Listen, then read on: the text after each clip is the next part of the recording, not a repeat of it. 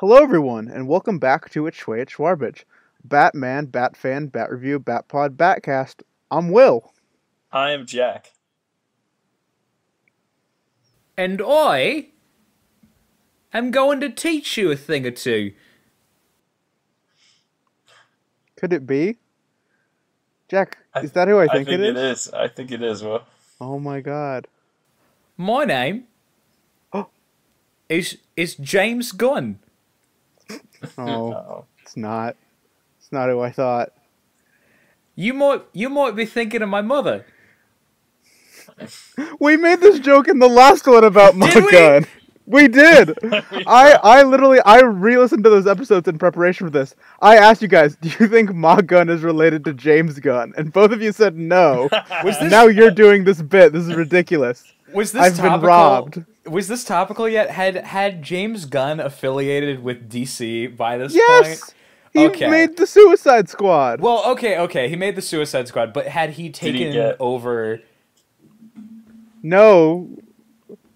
Holy shit! What if Ma Gunn is in the new DC slate? That would be so. I was actually thinking that while I was reading this was, what if this was the James Gunn self-insert character? That would be interesting. I don't think Ma Gunn is a self-insert character. I just don't get that I don't think impression so from either. her. But Quinn, when you did your bit, your typical bit of and you say some random thing, I thought you were gonna say, and I'm just another kid on Crime Alley because. Oh my god, that would have been perfect. That would have been perfect. I wanted to give it a little bit of brevity. I wanted to give it a little bit of bit space because then that just would have gone right into our first comic, which is titled "Just Another Kid on Crime Alley." Well, technically, it's Batman: The New Adventures number 409 from 1987 in July. The story is called Just Another Kid on Crime Alley. By the way, just in case you were worried about that. Oh, thank God! You know, half of our listener base was about to click off because they only are able to listen to reviews of comics that are approved by the Comics Code Authority. Oh, they do good work. I hope they keep up the good work out over there at the CCA. I hope they don't, cause they kind of fucked up the comics industry for a minute. It got better, but well, they let this one through. The Comics Codes Authority banned vampires, and that's why Morbius is a science vampire and not a regular vampire. If you look up Comics Code Authority, the 5th autofill is Comics Code Authority racism? Oh yeah. I didn't know about that. Oh yeah. I retract any praise of the Comics Code Authority. Jack, you were barking up their tree earlier. Is Yeah, there something that you wanna? Sorry, I was trying to do a bit. I don't know a lot about comics history. Well, as we know, every joke has to have a victim. Quentin, no one's gonna get that joke. That was a fucking.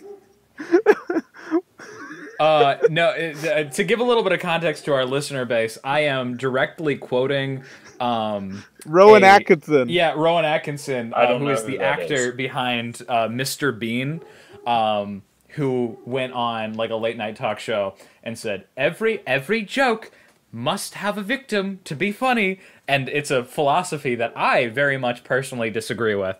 And joke about. It's because Rowan Atkinson is crazy. Yeah, anyway, he's a fucking insane person. Are we going to talk about Crime Alley? But I want to talk about Mr. Bean. Anyway. I want to talk about Man versus Bee. Man versus Bee. No, wrong podcast. I don't. Wrong podcast. We talked too much about bees already. Yeah. I think from that one episode we used up all our bee credit. We did make a very bee-themed show for some reason. This has nothing to do with bees. We have a special theme today.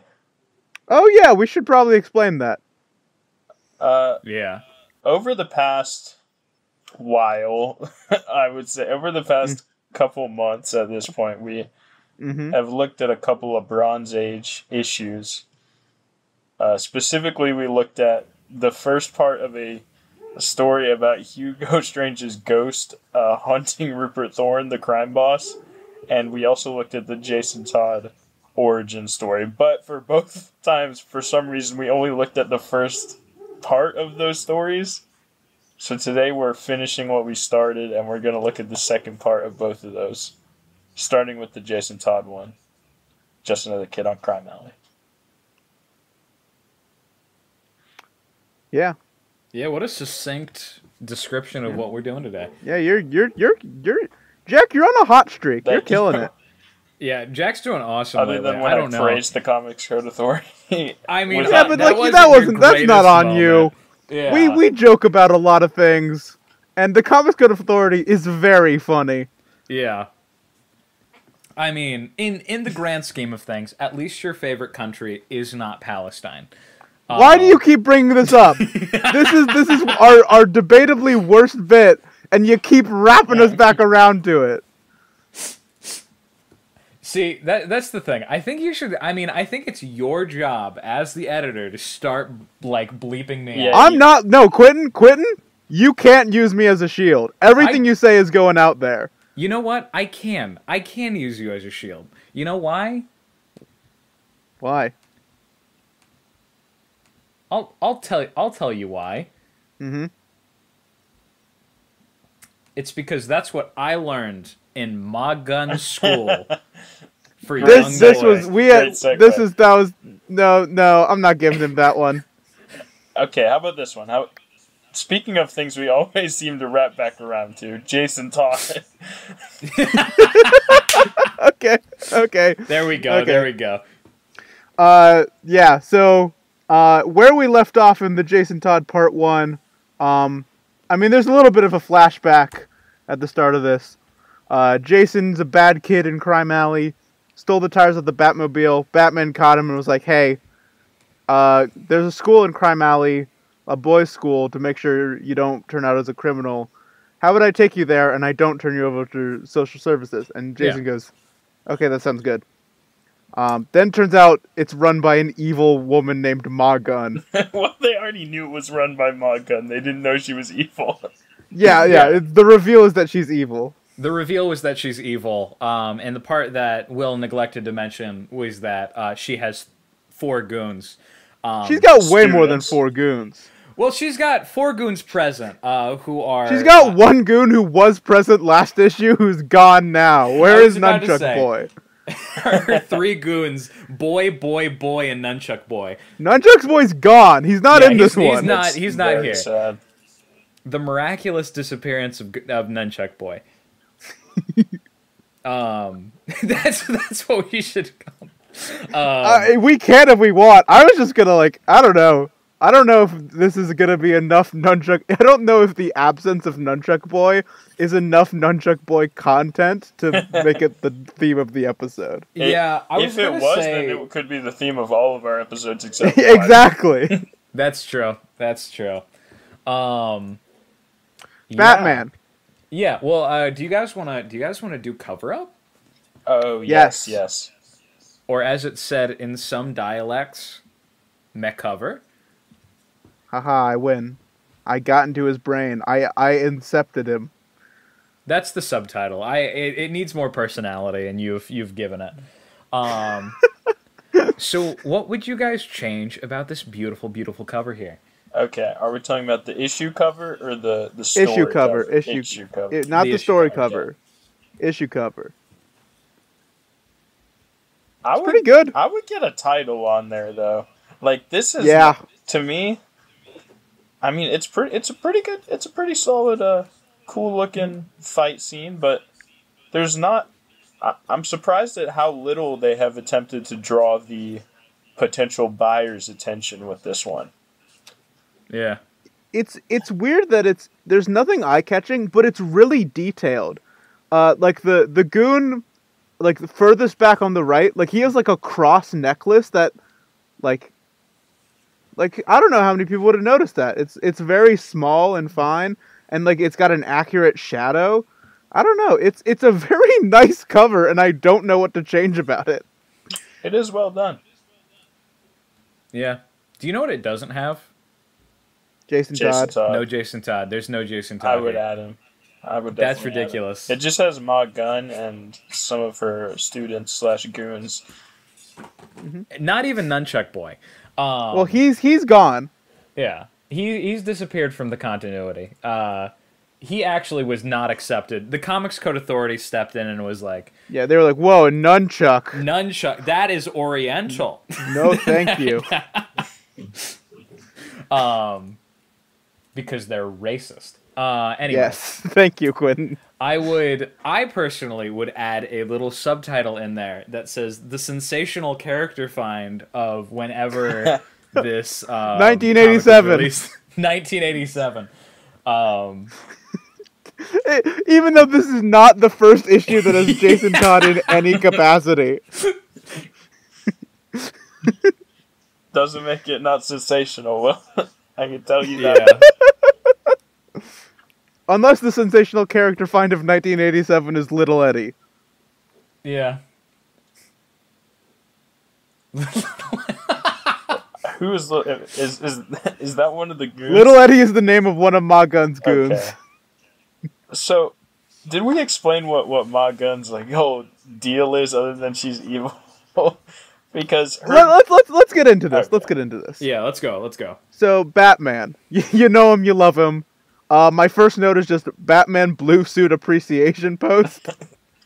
The blue suit's iconic. It looks great. It's good. It's really good. Ben Affleck's suit in the Flash movie is blue. It's blue. Yeah. I'm so excited. Hopefully that turns out. That's the thing I'm most excited for about that movie.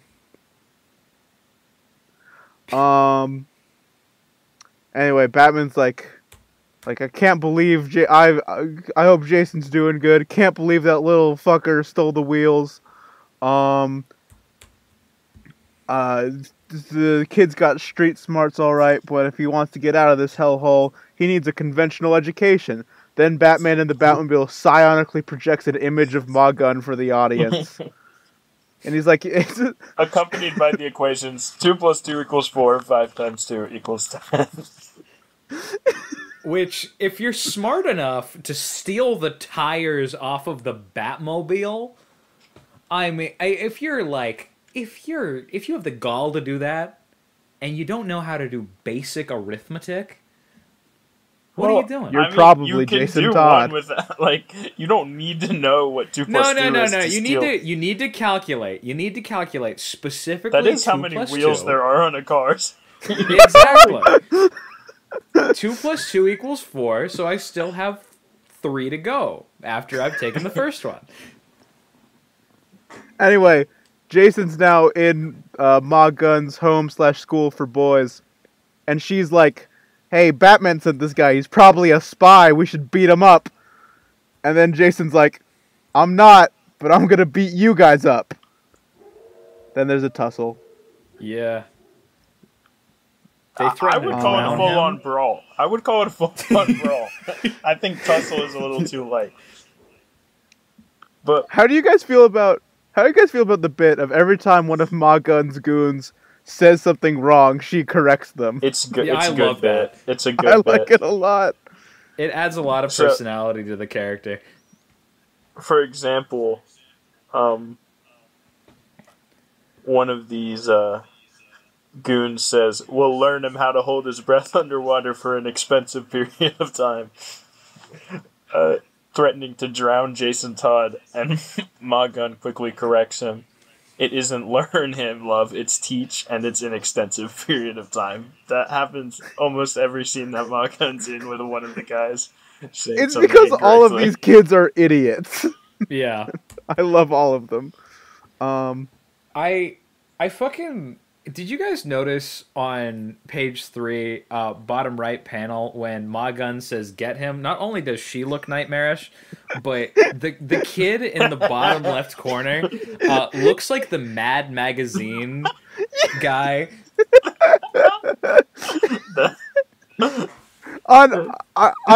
For me, it was on the next page. On page 4, the panel where she's holding her cigarette, like in her hand. I made the note, Ma Gunn looks like a vampire who hasn't drunk blood in a while. Yeah. Ma Gunn would fit in the Batman versus Dracula. Yeah, but I mean, who wouldn't? Penguin was in that movie. I mean, honestly. Then after they like catch Jason, Jason's like, I don't work for Batman, you fucking dunce. And Ma Gunn's like, okay, welcome to the school then. I believe you now. Yep. She got a new goon, baby. Yes, that's right in the panel where she's pointing at Jason. I made 2 notes, and they're very much connected. The first one said, if Ma Gunn had just even been a little bit cool, we could have avoided so much Red Hood-related violence. And my next note is in all caps, Ma Gunn is directly responsible for Arkham Knight. Yeah, I mean, maybe not directly, but there's a chain of events that starts with Ma Gunn and leads to Arkham Knight. Do you think Ma Gunn is still alive by the events of Arkham Knight? No, I think there should be a prequel comic to Arkham Knight where Jason starts off his return to Gotham by tracking down and killing Ma Gunn. Oh my god, that should have been the DLC. Fuck Black Hood or Black Mask. I want to fight Ma Gunn. There's no way that Red Hood never went after Ma Gunn if she was still out there. Yeah. No, he definitely cleaned her up. I'll say that, okay.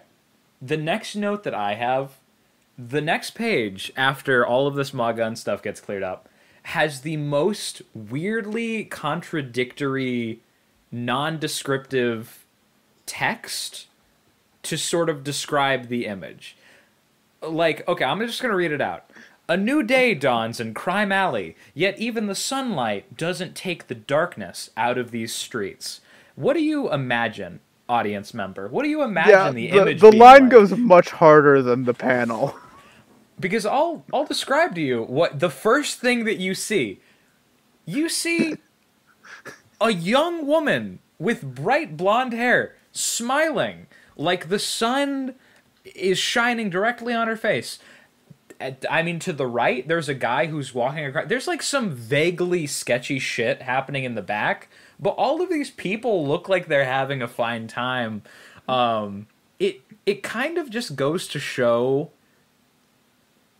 the age of the comic and what was sort of like characterized as sketchy shit. Because I think in the back there's like an interaction between 2 women and a guy in a car that is probably supposed to allude to some sort of like sex working prostitution thing, but it could also just be them having a conversation. Yeah. Exactly. It just looks like a street where people are going about their day, really. Yeah. Exactly. My favorite thing about this panel is the guy in the fedora who's standing behind the smiling woman, but also kind of looks like there's a tiny man hanging from her hair. I mean, yeah. I guess so. Yeah. He also has no eyes. He doesn't have eyes. He's got glasses, I think. Yeah, nothing. No eyes, though. Yeah, no pupils, They don't really do much, I guess. Maybe that's the sketchy thing. There's like, what's his name? The Ten-Eyed Man. It's the Ten-Eyed Man. It's the Ten-Eyed Man. It could be the Question. Oh yeah, but he also this guy's got a nose and a mouth. Yeah, he's got a face. It's early era. The Question. He's still working on it. I love the He's Question. Still going. I love that guy. So you're Jack. You're trying to imply that the Question's grind is to remove all of the facial features from his face. He had to work his way down. He started with eyes, then had to go nose and mouth. All right. Speaking of glasses, Bruce Wayne's wearing some sweet shades as he walks into the clinic. Yeah, he's trying to find Jason's parents. I find this interaction, I find this all very strange, what he does here. Yeah. Yeah, and it makes me wonder why no one questions like what he's doing here, because he just goes to like the I don't know, like the data woman person yeah and asks for people who have the last name Todd who may have died of a drug overdose within the past 6 months, because he wants to find out about Jason's parents. And this woman just gives him a printout of everything they have on her. Like her, I guess all her medical records, her history. I mean, he's like Bruce Wayne. He funds this clinic, but why? Like, why does he need? This gave me kind of like the vibe. Why he would want this? He's a rich white man. Nobody questions what he does. No, here's what I'm thinking. So it's sometimes implied that like Commissioner Gordon has figured out Batman's secret identity, but doesn't say anything because they work better with like the anonymity. Do you think just everyone at this point has figured out Bruce Wayne is Batman, but just isn't saying anything so he doesn't? It would be really awkward to confront him about it. He shows up like this, and she in her mind is like, "Oh, this is a Batman thing. Yeah, I got it." But like if she said that out loud, he would like run away and never trust her again. So it's just easier to be quiet and help. Yeah. Oh man, we have to read Whatever Happened to the Caped Crusader, because there is something kind of like that in that comic book, in that graphic novel. I quite like that story. Yeah. It's not as good as the Superman one. Whatever Happened to the Man of Tomorrow, which was the original. That one's better. I mean, I would agree with that. But Vicky Vale's here. Yeah, Vic Vale. I like her line about tact being something you put on a teacher's chair. Yeah, because she just casually brought up that Bruce Wayne's parents died, and she's like, "That's kind of." Yeah. He doesn't seem to be offended or anything, but she's like, "Yeah, maybe that one was a little out of pocket." See, in my mind, I guess it's just because of the movie. I remember Vicky Vale as being like kind of one of the better Bruce Wayne love interests, but every time she's up in a comic, she's just like kind of mean to him. Yeah, she's shitty. Like, I mean, they're banter. They're doing banter. Yeah, but she's like, "Hey, Bruce Wayne, remember that your parents died?" I mean, like, if you're looking at this as a direct sequel to their relationship in the film, where she spent so long trying to like research him and find out more about his childhood and his trauma and stuff, that even makes this more fucked up, because it's like not readily known information. So she like dug it up and has been using like, "Yeah, your parents died." Why is she at the clinic? She's doing a news report on Ma Gunn, and she invites Bruce to come. She's doing a series of articles on Crime Alley. That's right. Because this is the Crime Alley clinic. Because such things exist. CAC, the CAC, the CAC. Let's go to the CAC. Oh my god, I have so many notes about this next page. Take us through this next page, Will. Okay, first thing, so Vicky and Bruce go to Ma Gunn school. They're gonna do like a little filmed thing about it. Well, Vicky's gonna ask Ma some other questions. She's not part of the filming. But it's like, first of all, these are my boys. Very good, just very good. Ma Gunn says that while pointing at all of the students who are all sitting looking very polite. There's 3 math problems on the board in the background, and 2 of them are addition problems that equal 4. One of them is an addition problem that equals 9. So despite all these boys look to be at least like 13 years old or older, I would say, like teenagers.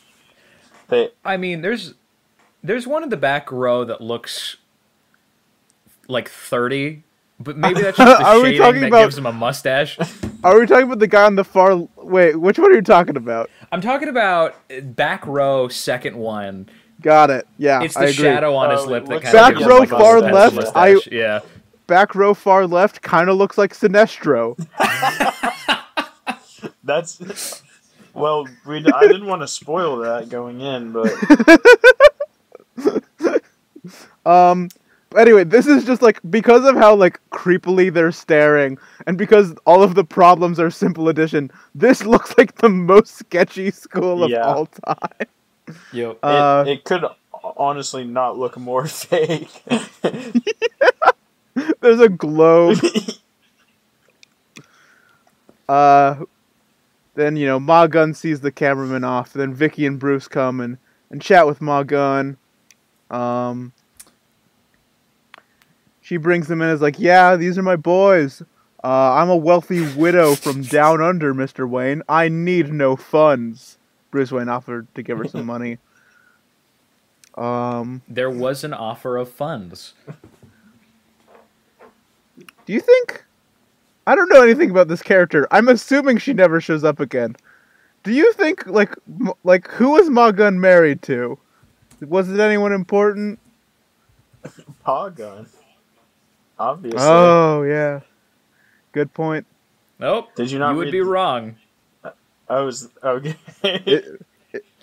Faye Ma Gunn is a Gotham City criminal mastermind. Debated. Very debatable. In this Wikipedia article, and I know this is wrong, but it says her first appearance was in Red Hood and the Outlaws, Volume 2, Number 1. Okay. October So 2016. did go after her. Oh, holy shit, she comes back. Okay. Was our joke about Red Hood tracking her down, like, actually a thing? Let me see. I find it unlikely that was her first appearance as well. Yeah, as we are reading. Then anyway, after Bruce and Vicky leave, Ma Gunn, like, pulls, like, down like a projector screen. Is that what it is? Yeah. She unspools a big thing that shows all, like, a bunch of guns and knives. She's like, well, boys, tell me about these. We'll return to our lesson. Tell me about these guns. I want to shout out the lines of Vicky Vale and Bruce as they walk away in the panel directly preceding the gun page. Mm-hmm. Vicky says, "What do you think of her?" And Bruce says, "I like her. I think she's sincere in her desire to teach her boys." This man is one of the worst judges of character. I don't understand how like, he should have his detective license revoked after this one, because he does zero thinking or investigating. Yeah. She expressly, like, how does this not raise any red flags when she's like, oh, I'm independent of all the other, like, I'm self-funded. Yeah, she's self-funded. She's independent from any sort of supervision. Yeah. Nobody who's anybody is allowed anywhere. Well, you know what? He's out of work mode. He's kicking back. He's relaxing. He's in the middle of a hardcore investigate. Oh, wait. Yeah, he's investigating. he's on investigating something tied to someone at this school. So you know what? He has a one-track mind. He can only pay attention to one thing at a time. He has it's like an Arkham Knight, where you can only, like, select one quest to track at any given time. He's on... But this is all you the can same still quest. select a quest and then go somewhere else. No. I can highlight the main story and then go do a Riddler mission. Jason Todd is in the room. In the very room with Ma Gunn. And he seems happy and satisfied. Anyway, the students tell Ma Gunn about the different kinds of guns. Then she sees one of her kids is smoking weed, so she fucking smacks him. And I laughed out loud at this line where she was like, "Are you like, is that weed you're smoking?" And she was like, "How many times did I tell you? Never do dope. Just stick with booze, boys." Yeah. Unironically, one of the funniest bits I have read in a comic in a while. She loves crime. She loves crime. She then absolutely adores crime, unless it's weed. Yeah. She's like, she's a classy criminal. Then she's like, okay, but you can't drink because we have a heist to do tonight. And then Jason Todd runs away. How do we feel about this bit of Batman hanging out with Gordon? He's just chilling on the couch. Yeah, Gordon's got a very nice couch in his office. I appreciate that. Yeah. He's so casual about Batman just stepping in through the window. Batman climbs in through a window. It happens and then every day. Just chills out on the couch. Like, they're just hanging out. Like yeah. Well, Batman literally puts his feet up. Yeah, he's chilling. He's just learning that Jason Todd's father was killed by Two-Face. And then he leaves. Yeah. A fellow named Two-Face, whom you've met. Thank you. Thank you, Gordon. Thank you, Gordon. So, Jason's Are we going to talk about this Ties. dumb extended scene where Batman fights goons for no reason other than filler? Oh, I mean, well, it's to show that crime is bad. And that education gets you bullied. Because nerds. So, some nerds get robbed and Batman saves them. That's it. That's these 2 pages. They were trying to buy drugs and Batman gives them their money back and it's like, don't do drugs. Yeah. Damn! That's what the guy says when he realizes his tires have been stolen. And Batman's like, I fucking know who did this. This is a new guy, by the way, not one of the nerds. He finds new guy, different guy. Yeah. There's just a lot of crime on this alley. This actually took place canonically before before the nerds. Oh wait, no, it didn't. No. What are you talking about? I jumped it. I was thinking of the fucking scene. I was thinking of the scene of Jason jacking the tires, which happened canonically beforehand. Yeah. He didn't find the character discovery, the car discovery, the famous car discovery of fucking 1989 or whatever, happened canonically afterwards. I got confused. It's 87, but we're moving on. All right. Batman finds Jason, is like, you fucking little boy. The only guy who steals tires, I guess, in crime. Yeah. If Jason doesn't become Robin, he's definitely becoming a tire-themed supervillain. Anyway, Jason's like, you don't get it. Like, Ma Gunn's not cool. She does crime. And Batman's like, what sort of nonsense? I hung out with her and I got a good vibe. She seemed pretty nice from the 2 seconds I watched her. I mean, they had 2 separate interactions, plus him dropping Jason off the first time. It seems pretty not sketch. Yeah, especially the part where she said, oh no, please don't give me any supervision or money. But mostly the supervision. Yeah, so Jason returns the tires.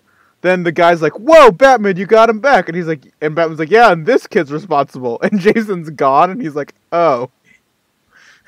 He's already good at doing his Robin stuff. Yeah. I appreciate whenever we get a scene like this, and Batman doesn't go, so that's what that feels like. It's like we get it. You don't need to point it out. I wish that line was there accompanied by a laugh track. Like an audio. There's an audio segment in the comic. It's like one of those cards that plays a song when you open it up. Yeah. But it plays before you can even read the thing. Little Eddie, how do we feel about Little Eddie? He clutched up this one. He did a good job. I wrote too good to be a Ma Gunn goon. I hope Penguin's hiring. Kid has a future. Two-Face, Two-Face clearly has some ties to Crime Alley. Yeah. And he kills the guys that come from there. Father. Yeah. Anyway, Ma Gunn took her students to the museum earlier. Not shown. The nerd getting mugged scene was too fucking important, I guess. Honestly. And Little Eddie, stayed behind after they left, and he knocks out the guards and then lets Ma Gunn in after hours to rob. they have a plan to steal a necklace and sell it to the Joker. To the Joker. It's the same one he stole last issue! Yeah. Those are some fucking huge jewels. I would have just stolen one of those. Yeah. We didn't go over that in the recap, but the Joker did stage a crime, and that is also why Dick is not Robin anymore. Dick no Robin. Robin need no. Jason. Todd. The role of Batman's inner monologue performed by Quentin this episode. I do like that they tied it back into, like everything in the last issue is followed up in this one. Yeah, the continuity is real here. It does. It is. Joker doesn't strike me as the type of guy to buy, like, stolen diamonds, but that's a random nitpick, I guess, observation. Here's where I'm going to debate Ma Gunn's status as a criminal mastermind, and I'm gonna go over her plan. Little Eddie stays at the museum, knocks out the guards, let them in. Little Eddie stays he's not supposed to come with them. He's not supposed to come with them. Yeah. He stays where he is. I'm going to get to why that's dumb in a moment. The other 3 goons come with Ma Gunn. Those 3 are unarmed. When Batman inevitably shows up, it's Ma Gunn, 3 goons. Little Eddie's not here. He's the only one with a gun. No. Like, he shows up when he hears the noise. The goons are armed. They just lose their weapons very quickly. Yeah. If you look at the first panel, oh yeah, they do. That's on me. Never mind. He's dropping his gun. They're just not very good. You know. Yeah. They're goons. They're goons for a reason. Yeah. Never mind. Sorry, Ma Gunn. I guess you are a criminal mastermind. Well. Still, you only brought 4 children to fight Batman. Yeah. And one of them had to fight Jason Todd, and you fucking lost. Yeah. Batman shows Little up, Eddie easily beats up all the goons. Except Little Eddie, who fucking kicks Batman's ass. I don't know if I would say that he kicks his ass. Batman should be dead. That should have killed him. Little Eddie dropped a giant fucking rock on him. And then Quentin, who saves the day? Who saves the day, Quentin? Well, wouldn't you know it? Wouldn't you know it? The friend who we all love, who we all know. Those 2 nerds Jason from earlier. Todd. Yeah. That would be okay. That would go hard. I'm not even. That would be so great. That would be so great. You just thought of it. You're a better writer than you're. No, I'm not. I'm sorry. The 2 nerds redeemed themselves. That would be cool. They followed the gospel of Ma Gunn and stopped doing drugs and started drinking booze and came to help. Help fight against Ma Gunn. Yeah, no, they learned from Ma Gunn's disciplinary ways and then came to stop her. But no, it's actually Jason Todd. Gotta love him. I do. Yep. Yeah. And then there's a little bit. There's a tussle.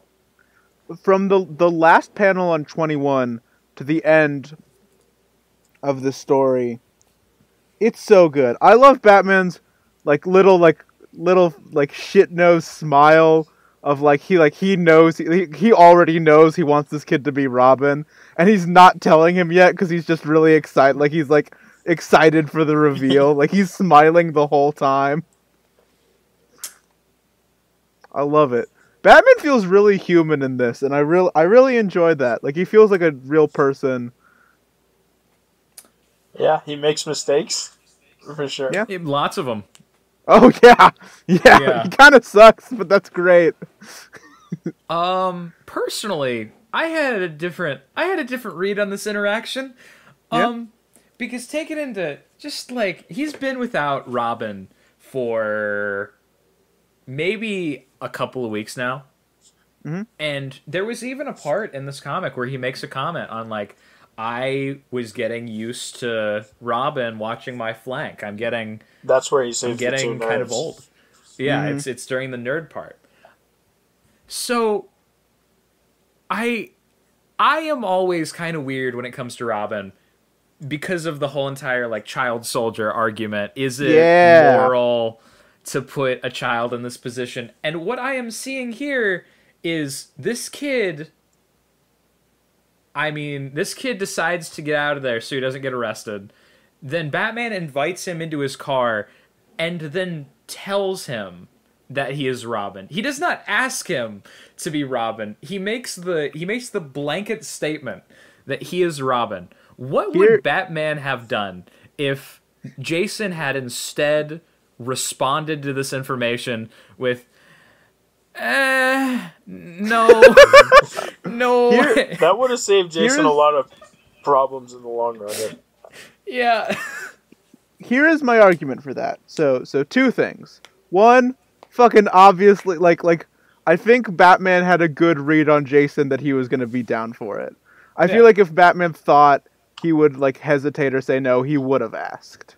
I think you know, Jason's down for this. Second of all, like this is canon. Batman considers Jason his worst mistake.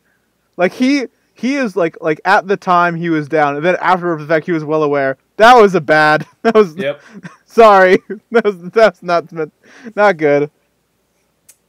Yeah. Yeah. And that brings us to the end of our comic. Yeah. So. Yeah. All right, guys. Give me that favorite panel. Before that, I have one final note. Okay. And then he was beaten to death by a crowbar. No way. We can do favorite panel now. Okay. I just yeah. All right. Jack, decide the order.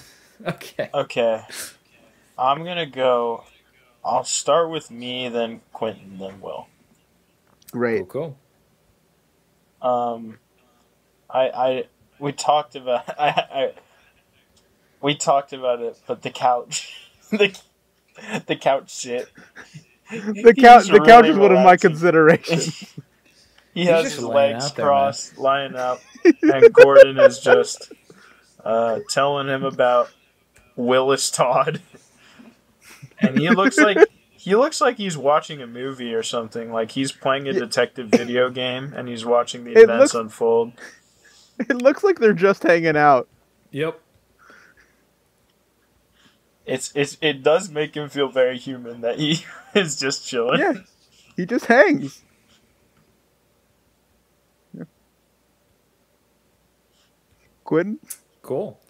I mean, I wanna just quickly shout out my my Mad Magazine boy from earlier, which I did look up an image of the Mad Magazine kid, and he does literally look exactly the same. Yeah. Just off of memory, I was like, but now I know. Now I'm sure. But my actual favorite panel is on page 21, and it is the face-off between Eddie and Jason. One, because given perspective, given like the little line that they've drawn, I know that Eddie, in my heart of hearts, I know that Eddie is jumping down from this little like glass display case. Mm-hmm. And they've drawn these little energy, like little pop thing right there to show that he is impacting on the ground. In my head, when I first looked at this, I thought that he had rocket boots. Quentin, I'm so happy you talked about this, because I wrote down that note and then erased it because I thought it was dumb. I thought that he had Mario movie style jumpy boots. Yeah, it looks like he's like slowly descending with rocket boots. And then I would also like to point out Jason in this. He looks like a JoJo's character. You could give him like a little stand apparition behind him, and he would literally look like fucking Jotaro or some shit. He's got that stoicism to him. He stands up. He is. This really takes inspiration. I think a previous favorite panel of ours a long time ago was Dick Grayson in a similar the Akuma stance. Where he's standing in front of the fucking bodies that he just knocked to the floor on the boat. Do you think that's what Batman knew? He was like, okay. He's like, oh, he's got the stance. He has it. I can feel it on him. My turn? Yeah, go for it, man. It's the fucking dumb classroom panel with, like, them all sitting creepily, the weird Sinestro man, the 3 very easy addition problems, Ma Gunn saying, "These are my boys," the fact that the globe doesn't make any sense. Oh, yeah, I never looked at the globe. That's not Earth. That's not Earth. What is it? That's a lot of land. It's a lot of land. Very little water on that globe. Also, she's hitting the fucking, like, what is her hand doing? Yeah, also, very confusing. She seems to be just touching her own butt. I don't know what's going on. She has her hand on her hip. She has her hand on her hip. But it's not. That's her the other hand. That's her sleeve. No, I'm talking about her hand's not on her hip. Because if it was on her hip, we'd see some skin. That's just the sleeve there. The sleeves are a little long. Okay. I still think we would see finger. Her other one is very weird, though. I didn't notice that one. Thank you, Quinn. Yeah, it's... I don't know. I'm trying to do it myself right now. Yeah, I can't. I'm doing it, too. It's difficult to do. It's like, I can't do impossible. You got your thumb and your pinky up, and you got the rest of your fingers straight. Yeah, but the pinky is at a 90-degree angle. Yeah, man, it's weird. It's weird.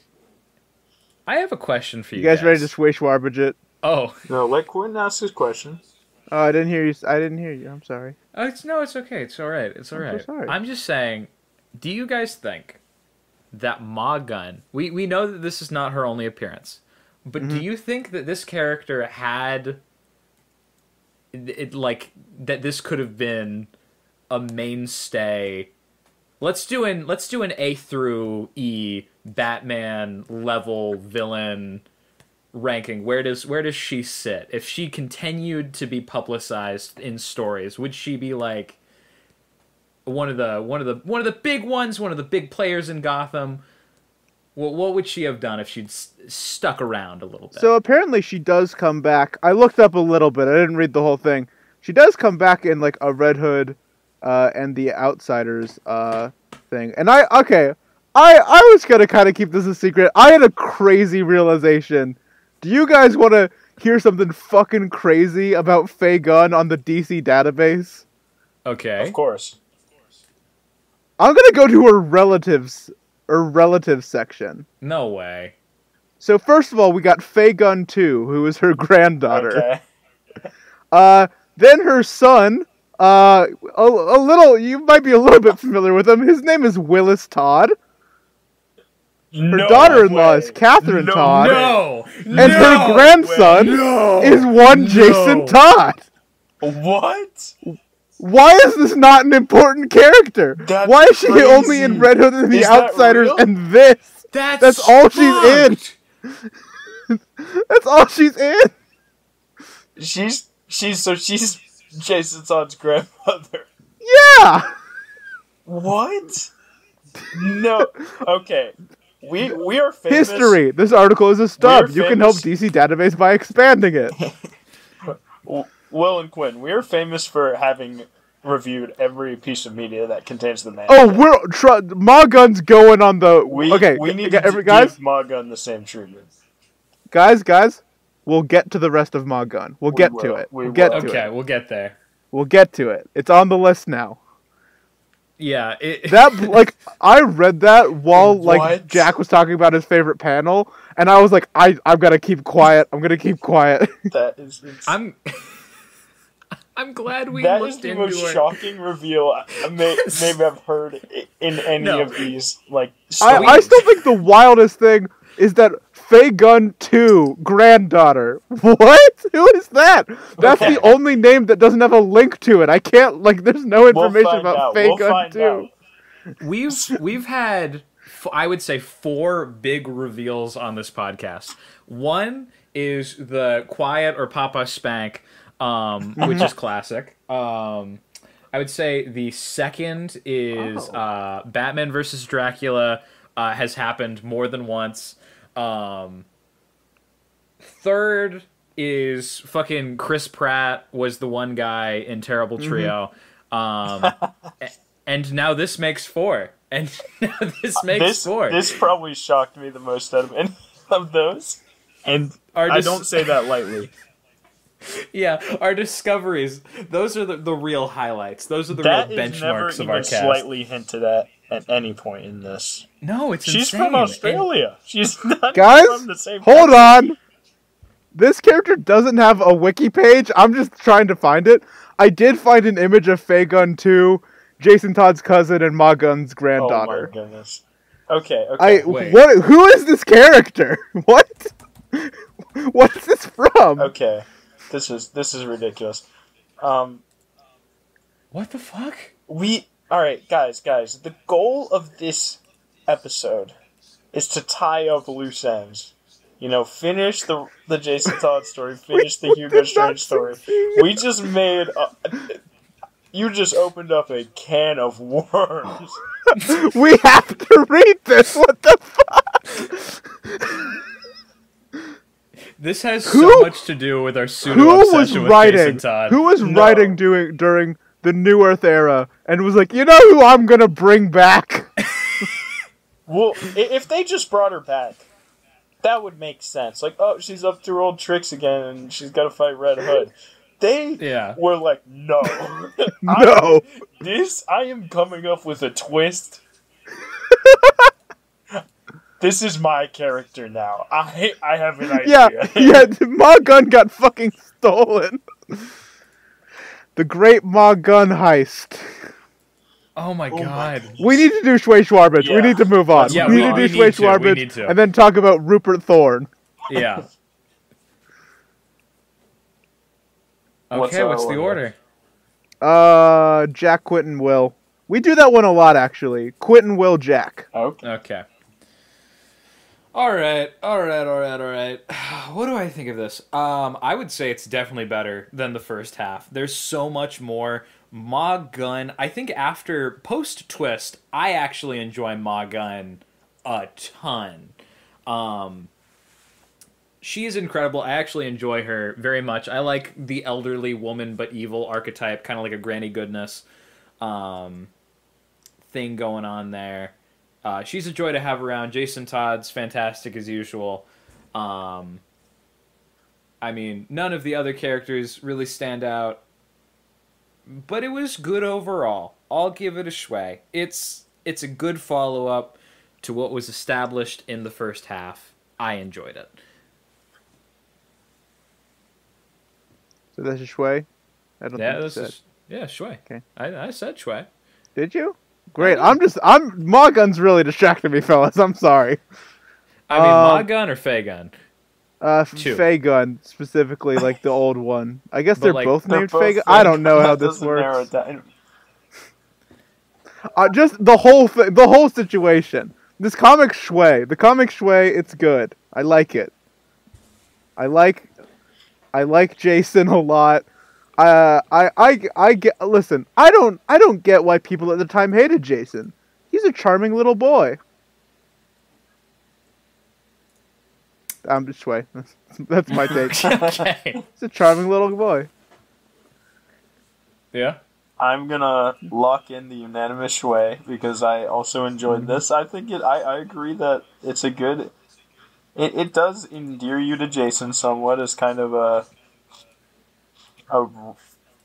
twist on Robin, maybe a little edgier, but still fun character to have in the mix. And I agree that with Quentin that Ma Gunn is very enjoyable in this issue, and I think it is more interesting than the last issue with Jason Todd, which felt more like a setup, and this one's like, this is the real meat of the story, other than the two nerds getting robbed. It's kind of a waste of time. Honestly. What the fuck? But I give it a Schway. Great. Quentin, what was that what the fuck? What was that what the fuck for?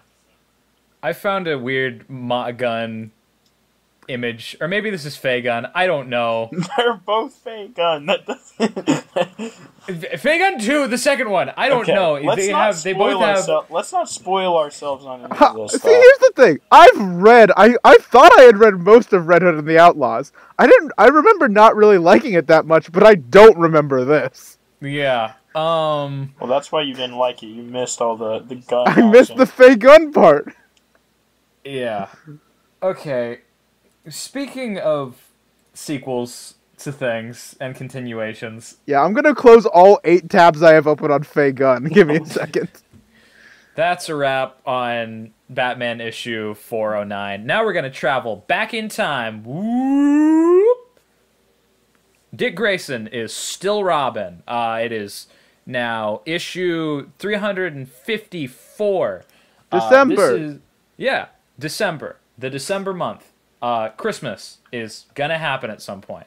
Anyway, this is a continuation of the story that we did in our episode, Hugo Strange, where Hugo Strange comes back as an apparition, woo, and haunts Rupert Thorne. Other things that you need to know, Commissioner Gordon is not the commissioner in this. He has been replaced by another guy who doesn't like Batman very much. Neither does the mayor, and they're all worked up in a weird plot. Vicky Vale is also the love interest in this, but there's some weird something with that's barely alluded to and has nothing to do with the story. We'll probably just skip right on over that. But, I mean, you're right. Plus, it's the continuation of fan favorite character.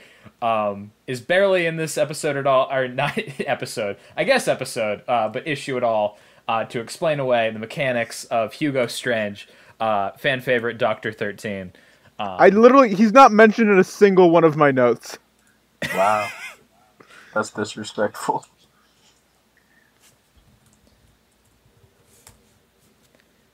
Anyway, shall we start? What do you guys want to cover up on this one? Or make cover? Another banger, honestly. Yeah, this one really got me. I really like this cover.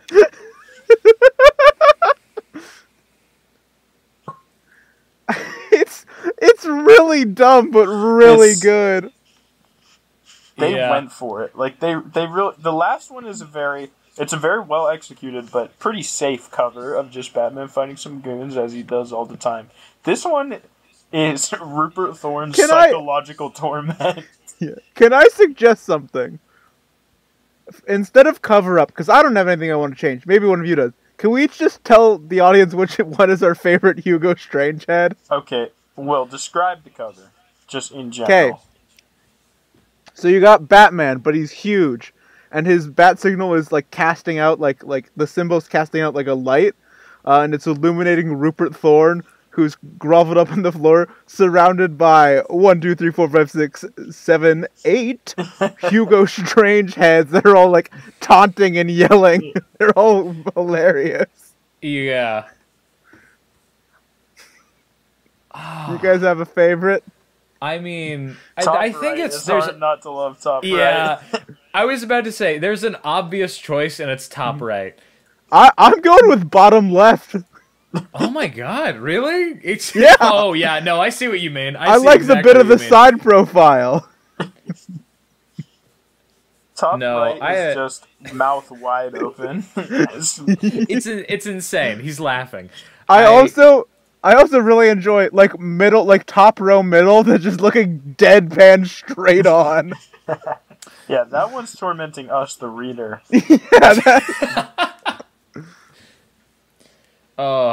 I have a cover up. I understand why they had to do it, but it's weird. It's so weird to me how the bat signal is right there. What it effectively does to the image, to the title, it separates the Bat and the Man, which that doesn't happen a lot in media, and you don't really notice it until it does happen. Yeah. And then it's kind of strange. Because it's usually just Batman, not Batman. When you pronounce it, I don't know, threw me off kilter the first time I read this. Anyway. Batman, wanted, public enemy number 1, showdown, the Batman, reward. It's Batman. It actually says it twice on this page. It's the Batman. It says. Oh, it does say the Batman. Yeah. So, in case you're wondering, height 6'2", question mark. Batman. Weight 210, question mark. Eyes, question mark. Hairs, question mark. Agile, extremely strong. This man, a mass vigilante, has taken the law in his own hands. Then it fucking gets too small to read. Yeah, I like how you can read like a little bit of hands, but you can tell that it's like fading out of. I don't know why they did that, because they could have just made. They could have just written something. Yeah, exactly. It fucking turns into Braille. Yeah, you need that for all of the blind bounty hunters. It's probably a thing. I'm surprised that's not a Batman character. I mean, the 10-eyed man is blind. I brought him up twice this episode. What the fuck is going on? I mean, the 10-eyed man isn't blind. He's actually ultra-abled. He's blind in modern comics. He's just like maybe psychic, maybe he's just crazy. The fucking new Arkham Asylum comic was so confusing. Well, it's good that I have the old Arkham Asylum comic. Anyway, I love how petty Batman is by ripping down his wanted poster, despite the fact that, like, it's not like a Wild West town where that's the only source of information they had. Like, people know you're wanted, man. He litters it, too, which, I was appalled at this behavior. He just leaves it on the ground.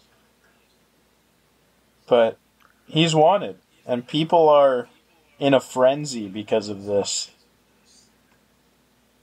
I mean, Jack, you're right. There was a trash can right there. You can see it in the panel. No, Batman, he clearly what the litters fuck? it. No. Is that why he's wanted, or is it the breaking Deadshot out of Arkham thing? Or wherever he was. Was it Stonegate? Whatever. I think it was Stonegate. It was Stonegate Penitentiary. It's the one with the really large wall. I remember we talked about that for a long time. Yeah. Yeah. No, but people are mad. We get introduced to the mayor and the commissioner. And Batman just fucking breaks in like, hey, stop wanting me for the crimes I do. Yeah. My next note is this scene is dope, but why doesn't he shoot Batman? Because he's scared. He's scared. Why? Shoot him! Because it's Pauling. What's his name? Pauling, right? Yeah. Gordon would have shot, but Pauling isn't that kind of guy. No. But why? He even says I'd be perfectly justified. Okay. Shoot him! Recap. Pauling, the mayor, Rupert Thorne, all did a conspiracy where they hired Deadshot to kill Batman. Well, to kill Bruce Wayne. To kill Bruce Wayne?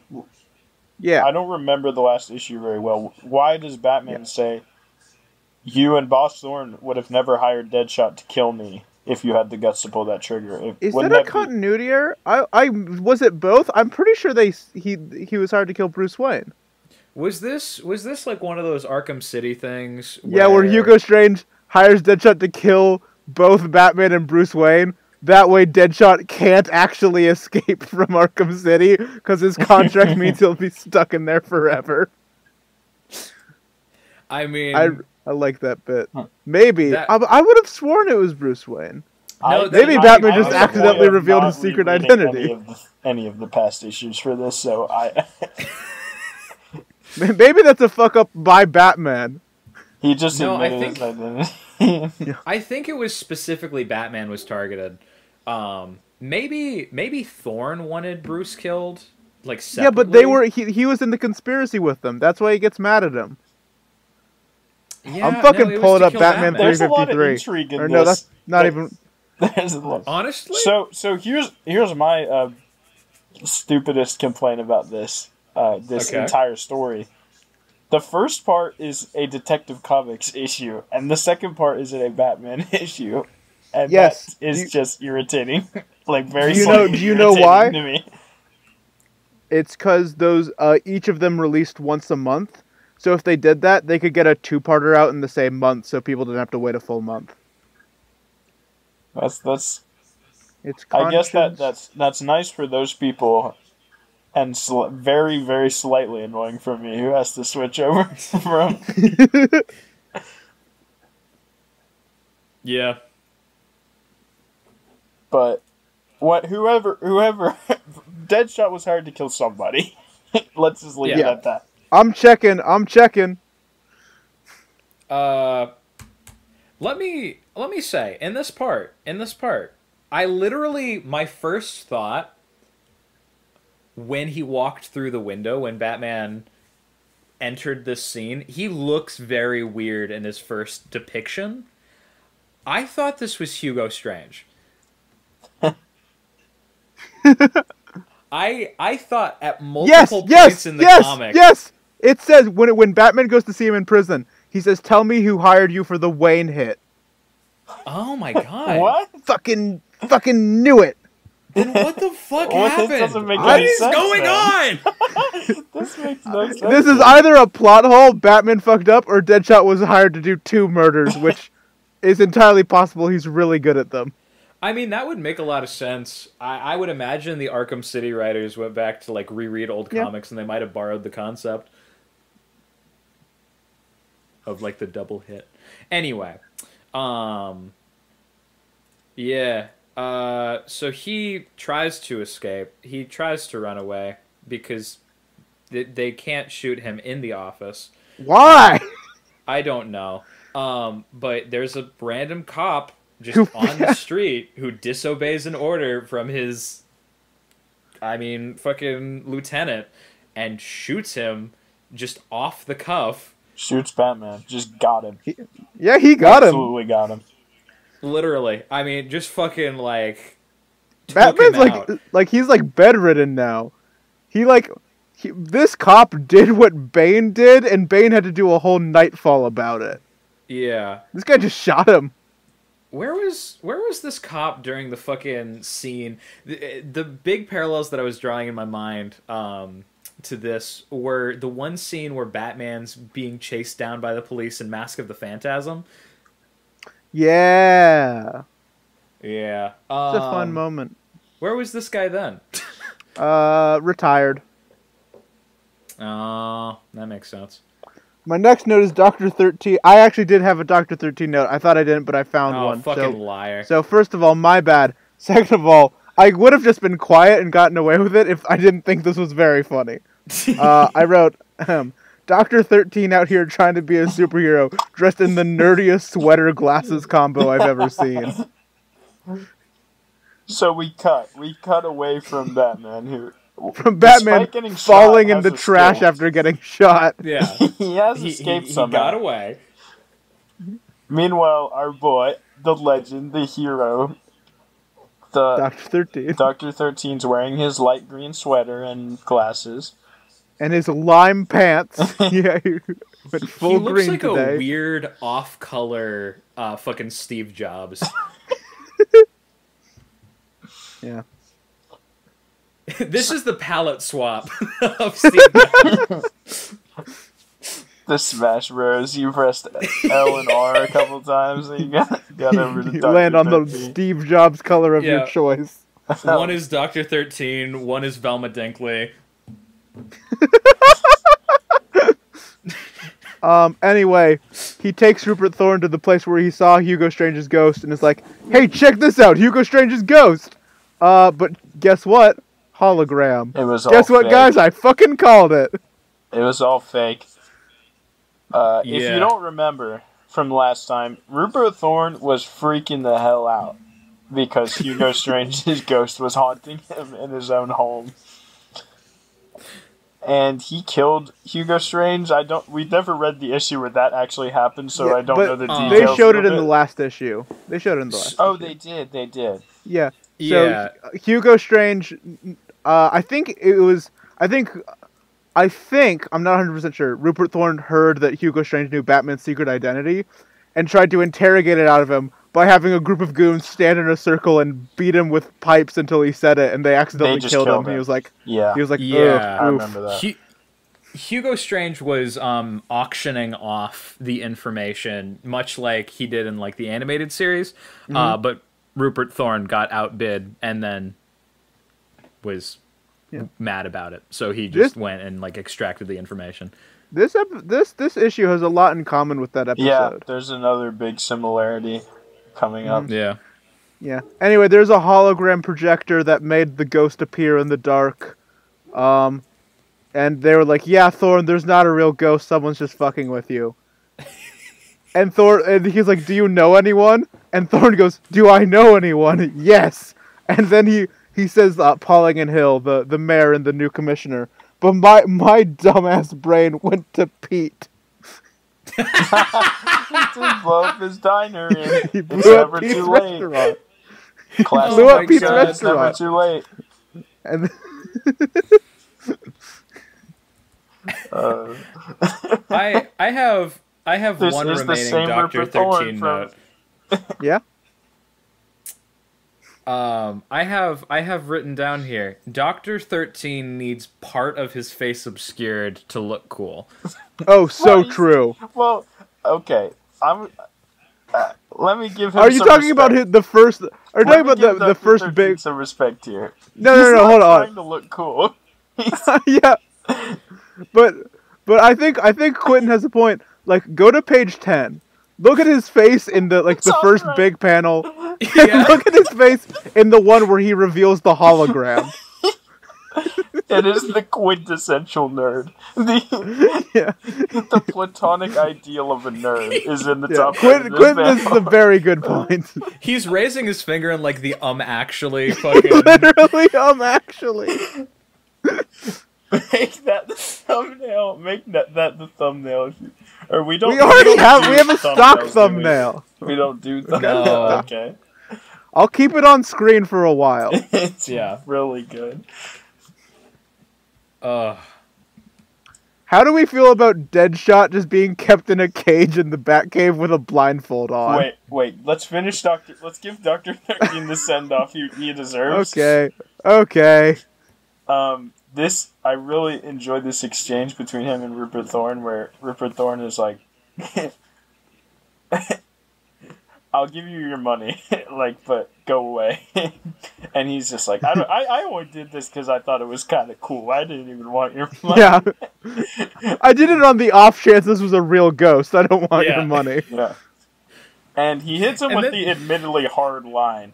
"Frankly, I think you deserve to be haunted."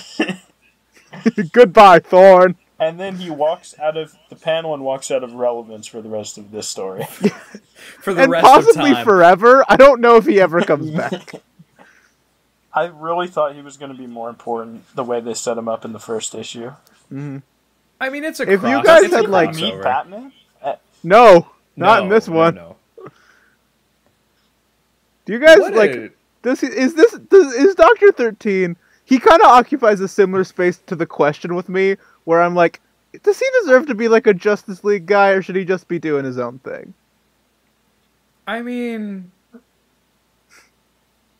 it's so weird because like you put characters that are like solo agents, investigator types, like John Constantine and the Question next to fucking Dr. 13, who has like less than nothing going on for him. Like Dr. 13, Dr. 13 is a mix between Question and Constantine, but if you took the worst half from each of them. Exactly. Exactly. I want to do a quick segment. Quentin, I'll ask you first. Okay. Do you think you, Quentin, as a human being, do you think you could have done what Dr. 13 did in this story? Like, yes, if it was tasked to you? I think that I could have occupied the same exact space as Dr. 13, probably solved a couple more mysteries, and probably looked cooler doing it. I agree. I think I agree. Will, do you think you could have been Dr. 13? So I have an interesting answer to this. At least what I believe to be an interesting answer. Could I solve this 100%? Would I then just tell Rupert Thorne he is actually being haunted? Yes. Yeah. I would not tell him the truth. That would be funny. I would just tell him he's haunted and leave. I'd take his dirty money, tell him he's haunted, and fuck off. Yeah, I mean, if he's paying you fucking fat stacks, that's money that you're taking away from his illegal crimes operation. Yeah. Like, I would take that and run. Yeah. Take that and donate it to charity. Yeah. Yeah. Take that to pay somebody else off in Gotham. Can we please talk about Deadshot in the cage and how Alfred tells him to shut up? I'm sorry for interrupting your Deadshot in the cage. How do we feel about it? I think it's really funny. Awesome. It's great. It's fantastic. Yeah.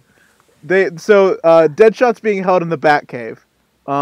They blindfolded him so that he doesn't know where he is and he doesn't see Alfred. And then Batman shows up and calls Alfred by name. So, yeah, kind of. So good, guys. Good job, guys. Kind of sold that one, but they're keeping him in like a tiger cage, which is really funny. Yeah. Yeah. They have like this weird apparatus around his head that's keeping him blinded. I mean, I'm Floyd Lawton. I used to be a rich and important man. You can't treat me like. And then Alfred goes, Mr. Lawton, will you kindly shut up? Yeah, the whole entire time, Alfred hadn't given a single line of dialogue before, so I was like, yeah, Alfred's trying to like disguise. He's trying to not incriminate himself by saying something, and then I was like, he wore him down so much that he had to just fucking shut him up. I do really like how, like, seemingly, like, this entire issue is Batman and Alfred fumbling the secret identity thing.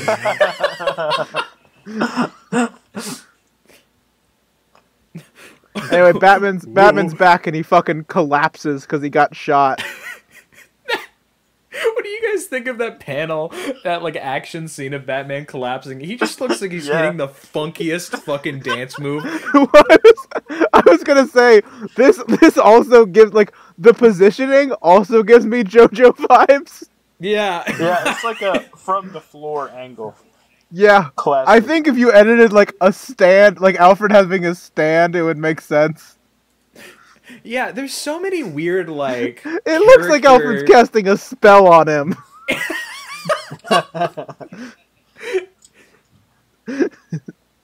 Can you imagine? So, speaking of revealing things to Deadshot, which God, Alfred goes, "You've been shot," out loud. If I was Deadshot, I would be so mad that just some random guy did my thing way better than me. He's like, he had a contract to kill this guy, and then the guy walks in having been shot by someone else, just like, fucking what? Then Catwoman calls Vicky Vale. We don't have to talk about it. It's unimportant.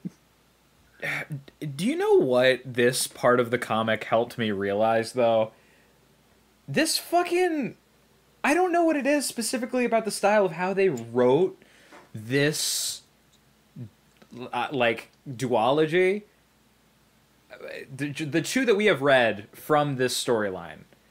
But it's so fucking dramatic for whatever reason. I really appreciate that, honestly. They are not afraid to be as melodramatic as possible, especially with any sort of descriptor text.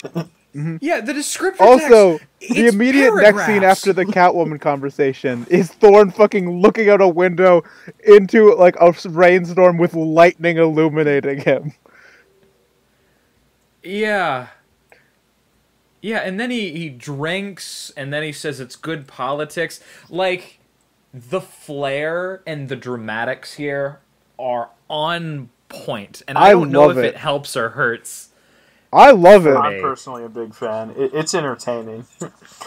It makes the scenes, like, the funny scene, like, I accidentally funny, but, like, with Batman showing, like, Alfred and Deadshot and Batman showing up, it makes them feel way weirder because of how everything else is so serious and dramatic, and Batman walks into the Batcave and fucking collapses like a roly-poly. Yeah. I'll say, everything after this point, I loved. Yeah, it's also very funny in my opinion. Also, I'll say my Hugo Strange theory got a second wind here when Batman showed up to confront fucking what was your confront. theory? Okay, I thought during the first time when he walked into the office with the mayor and the commissioner, I thought that was Hugo Strange. And now I was like, okay, Batman got shot, and he's seemingly fine here, and they're obscuring his face. I thought this was Hugo Strange. I was like, they didn't do it before, but they're gonna do it now. And I was half right. I was right about 2 out of 3 things. And one of them is that this is not Batman. Or, what? This is not it's totally Bruce. Batman. Look at him. This is not Bruce. He's fucking dripped out of his mind in the bat suit. I do love how this is the tall man.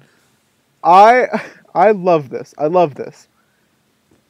Batman gets Thorne to confess to everything just by staring at him and not saying anything. It's really good. Yeah. This I love page 16.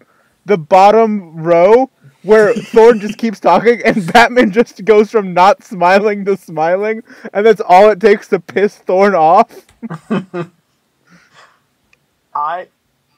Do you guys agree that whoever, like, this Thorne design and drawing, like, this depiction of Thorne is really good, I thought. Like, I agree. They really make him feel, like, so desperate and afraid, like, just visually. Mm-hmm.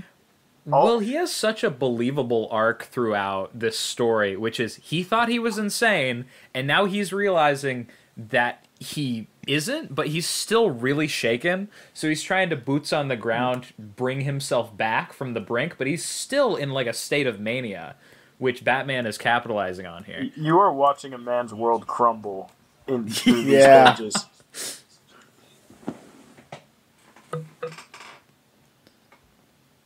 He just gets him to confess the entire scheme. Good job. Whole thing.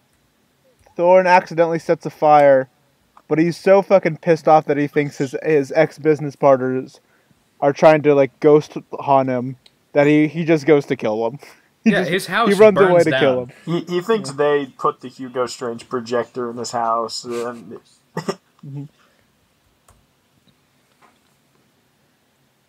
he goes to City Hall. Yeah. There are no reporters. Mm-hmm. Because TV cameras don't like the rain. He is soaking wet walking into City Hall, which is really well depicted. A small detail I've accidentally skipped over. He goes to see the mayor and the new commissioner, and also the cop who shot Batman, who we learned was ordered by them to shoot Batman against the orders of his superior officer. Right, the lieutenant said, don't shoot him. Yeah. Batman, not Batman, fucking Thorne shoots, which one does he shoot? Which one's this guy? Is this the commissioner? The one in the purple suit is the commissioner. Yes. Thorne shoots the commissioner and gets shot by the cop, and it's kind of unclear, like, Batman leaves pretty soon after showing up. Are they both dead? Thorne takes a bullet. Yeah, but, like, when we last see him, the commissioner is definitely dead. Thorne? When we last see Thorne, he's crumpled on the ground, but holding himself up on his arm. Yeah, Thorne might be alive. Yeah, it's unclear. Yeah. Regardless, Batman shows up, beats up the cop, goes over to Mayor Hill, and is like, well, first of all, once again, he doesn't say anything for a while and just lets him talk and screw himself over. Yeah. My favorite thing is it can't be. I must be wrong. Zoom in on the panel of Batman leaving through the door. Is he flipping off the mayor as he leaves? No. That's just a pointing point. That's back. just a point. I expected so hilarious. So. He shows up, kicks the crap out of the cops, gets the mayor to confess without saying anything, and then turns and leaves and flips him off as he goes. Yeah. I'm gonna be honest. I didn't notice that he hadn't said anything until this exact moment. That's when I finally was like, okay, something's up. Something's up. Something's up. Maybe this isn't Hugo Strange. It's not. It's Dick Grayson. Yeah, it's not. It was Dick the whole time. The Star Wars prequel series to Jason Todd's original trilogy. So true. Yeah, and then twist of the century happens. Yeah, this floored me. I'm not even gonna lie, guys. So Dick saved the day. Yep. Mm-hmm. And also, this does confirm that it looks like Rupert Thorne is alive. Yeah. Because Bruce says he won't see outside of a prison wall for many a year. But Dick is Dick is wondering though, because when Thorne confronts Pauling and the mayor, he starts accusing them of setting up the ghost projector in his house, and they clearly have no idea what he's talking about. And I wonder, what did you guys think when you first saw that? Like that part of the, because Dick. I mean, I expected. I knew that. Yeah, no one stays Hugo dead was in alive. comics. Yeah. I expected. Okay. Yeah. I had a weird theory that I thought Batman might have done it because it did very effectively get them to confess their schemes. Yeah. However, that was not correct. You want to tell us what was correct? Yeah. As Rupert Thorne's the ambulance that is taking Rupert Thorne to the hospital is driving by, a limousine drives by, and the person sitting in the limousine just rolls down the window, and it's revealed that it's Hugo Strange. It's Hugo Strange. Sitting there laughing. Not an apparition, not a ghost. This flesh and blood. Okay, first of all, it's awesome. I fucking love Hugo Strange. I'm happy he's here. Why does it's actively raining outside? Why does he roll down the window? Because he's going to his biggest hater's funeral. He's being dramatic. Yeah, it's awesome. But why roll down the window? Yeah, he's gonna get the fucking upholstery wet. It's probably nice leather. It looks like a nice car. Yeah. Well, guys, now we have to finish out the trilogy, right? Again, they got me. They got me. Yeah. See, here's the thing. I thought we were tying up loose ends. I told you this before, and it seemed to not have stuck. So I was gonna save this for the end. Like, the Bronze Age has an overarching narrative. If we just keep pulling on this thread, we're never gonna escape. Guys, every single one of these is gonna end in a to be continued. It's a one big narrative. We just have to accept at some point that we gotta just put a pin in it. But Hugo Strange can't be in every issue, Will. That's what you mean. Yeah, but other stories are gonna go on. Then we're gonna get to the going. We're gonna get to the next time he shows up, and something else is gonna be happening, and you guys aren't gonna get it because it was in between. It's a big overarching narrative. We can't keep pulling this thread. I disagree. I know you guys knew this was gonna happen because you know that nobody dies in comics. But as someone who doesn't read a lot of comics, except this, I really had convinced myself that they killed him off for at least whatever arc this was. And this really, they got me. They got me they got a gasp out of me. I'll admit it. Nice. That's good. Okay. I I have figured out that the next time Hugo Strange becomes relevant is in an issue, and like it's one issue that breaks it up, and that issue is a Catwoman issue. Yep. Right. In Detective Comics 521. Yep. Yeah, exactly. So,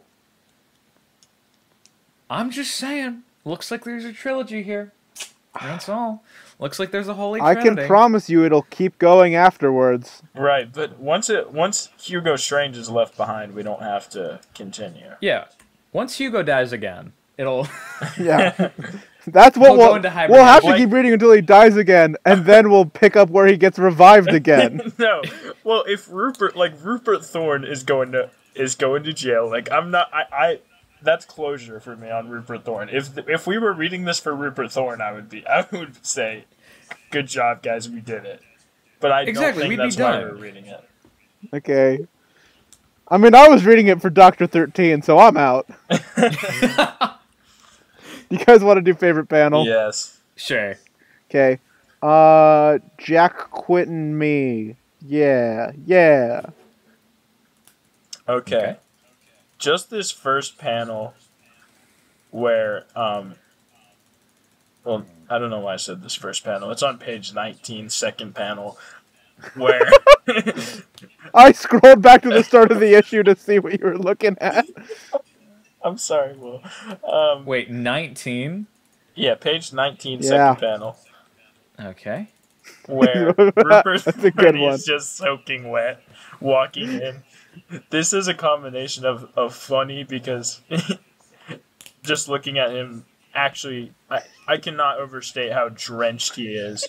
Water is falling from his clothes. He's somehow more wet than I would imagine to be if he was in the water. Yeah. A combination of funny and also dramatic, just him entering the door and saying, revealing that the Batman is actually alive and pulling out a gun and starting his insane sounding ramblings against the mayor, the cop, and the commissioner. I just love my favorite kind of ramblings. Yeah, That sounds like the setup to a joke. A mayor, a cop, and a fucking commissioner walk into a bar. Walk into a room. Yeah. And then Rupert Thorne shows up and he's got a gun! Just imagine how this sounded to these guys who had no idea about the whole Hugo Strange Ghost thing. Yeah. Good panel. I mean, yeah, this also confirms that Rupert Thorne uses a lot of hair product to keep his natural Schway. Thank you for finding a way to include Schway in. It was really good. Yeah. Quentin, what was your favorite panel? Oh, my favorite panel. I would have to say that I'm gonna actually do one that we already talked about. I like the one.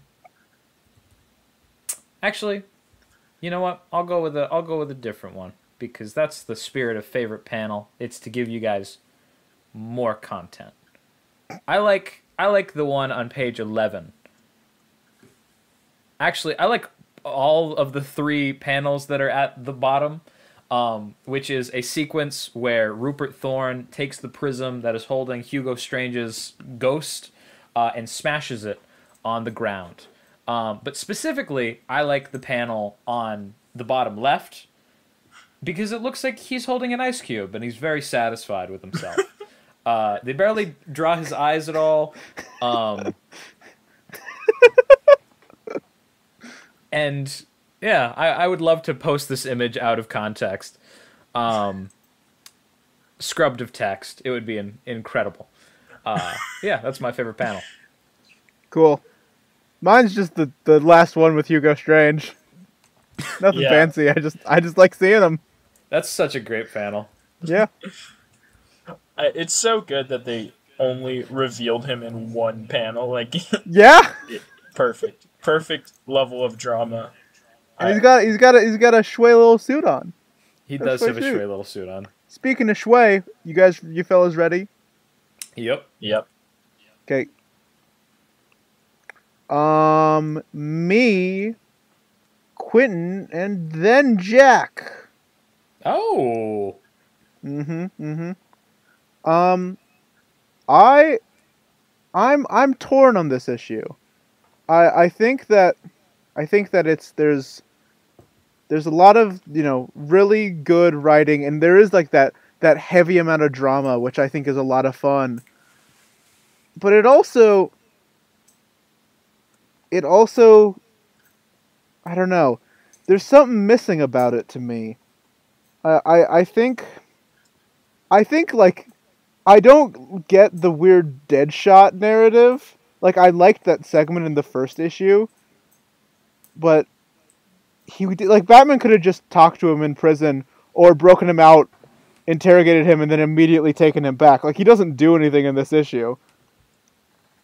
And there's just it's weird because it's very it feels like a very refined, compact story, but then there's a lot of fluff in it. I'm not huge on that. So, I'm gonna say Schway.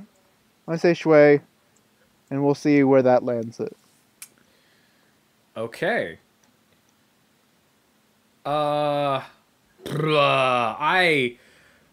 it's so weird. I'm so conflicted.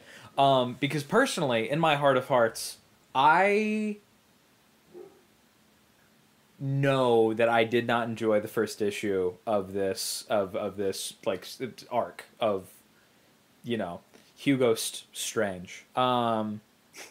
That's because I was deprived of that ever so important substance that is context. And so I really thoroughly enjoyed this one.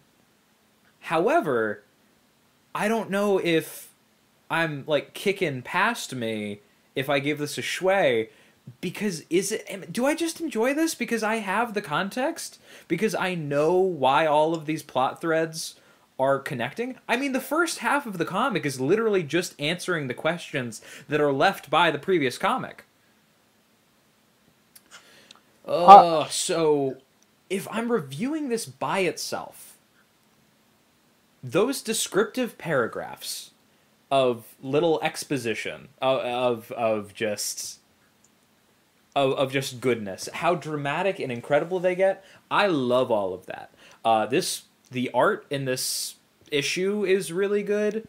Again, it has a lot of fluff. Will was right about that. But I feel like the story flows well. I mean, I would say that just as a product, it's better. Don't quote me on that, because I don't know, because I do have the context and therefore I am biased. But I just had a better time with it. It was Schway for me.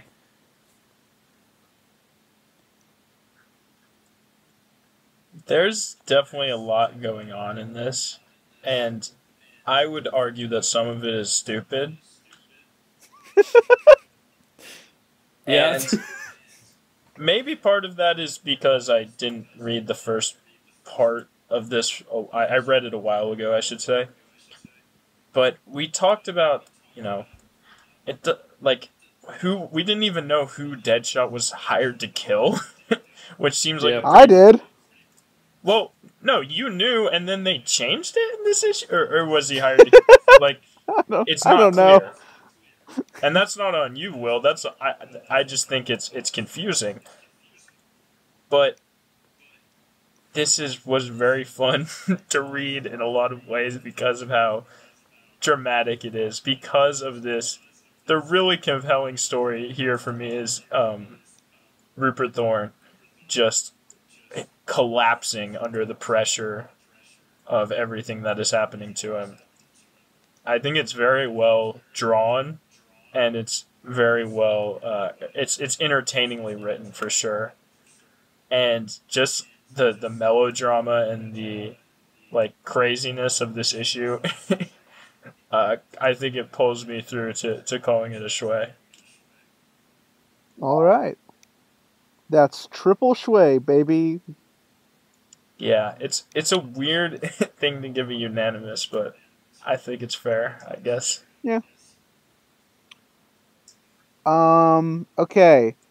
Jack and Quentin, you two, listen, audience, they're going to give you a fun outro, and I'm going to start packing up because I'm running out of time in my recording space. So I'm going to take off my headphones. You guys have fun. Be back in like a minute. Okay. Okay. So, Faye Ma Gunn is a Gotham City criminal mastermind. She runs a crime academy masqueraded as a boarding school, Ma Gunn School for Wayward Boys. That's from the DC database. What do you think about that, Gwen? I'm gonna be honest. I saw something in Ma Gunn. The moment I laid eyes on her when we reviewed that first comic, I knew that she would be a Gotham City criminal star, a mastermind, if you would. I knew it, and I also knew that she was Jason Todd's grandma. I called it. I Yes, go back to the other know episode. I called that way back then. I'm a You genius. Did. We'll edit that in. You know what? You know who I am? You want to know? Who are you? You want an answer? I do. I am Ma Gunn's son. But not Jason Todd's father. Okay. All right, what's up? I'm back. And also not Faye Gunn 2's father. I am the secret hidden third child of Ma Gunn. What? Okay. And I will have vengeance on I don't know where her story arc went. Batman. Definitely Red Hood. Jason, who is my Was there a point for me to cut nephew? while I was gone, or are we still going? I don't know. I really don't know. You're gonna have to listen back to this and pick a point. It might already be cut by now, but do you guys want to guess what Faye Gunn's... Not Faye Gunn 2, this is Ma Gunn. Do you want to guess what her alignment is on the DC database wiki? Is she evil? Lawful evil? Neutral. Oh. Alignment, neutral. I mean, yeah, she did some good, she did some bad. Neutral characters. School for boys and all that. That's my mom. What's your name, Ma Gunn's son? My name is Sun Gun. I thought you were going to say James. I thought you were going to bring it full circle. Oh no, James is my... I'm stopping recording. We're done. Yeah, we floundered. I'm sorry.